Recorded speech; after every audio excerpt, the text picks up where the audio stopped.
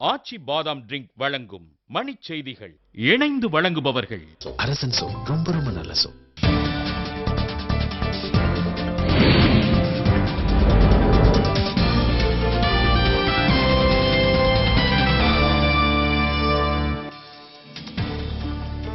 Spectrum முறைகேடு தொடர்பான நாடாளுமன்ற பொது கணக்கு குழு வரைவு அறிக்கையை ஏற்க 11 உறுப்பினர்கள் மறுப்பு.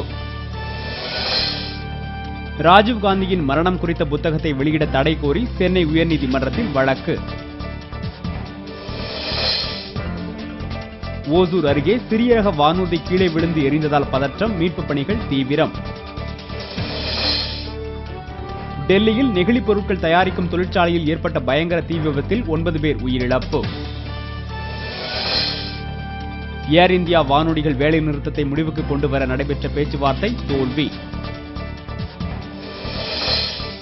கட்டாய கல்வியை அனைத்து மாநில அரசும் செயல்படுத்த முயற்சிக்க வேண்டும் என அமைச்சர் புரந்தேஸ்வரி வலியுறுத்தல். சென்னை கடவுச்சீட்டு மண்டல அதிகாரியாக செந்தில் பாண்டியன் நியமனம்.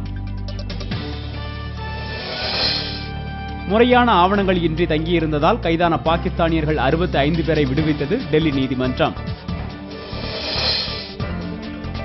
காஷ்மீரில் சரக்குந்தில் கடத்த முயன்ற 1200 லிட்டர் உயர்தர டீசல் பறிமுதல்.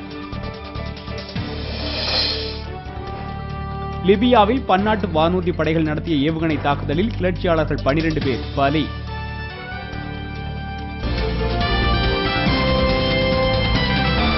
மண் செய்திகள் வழங்கியவர்கள்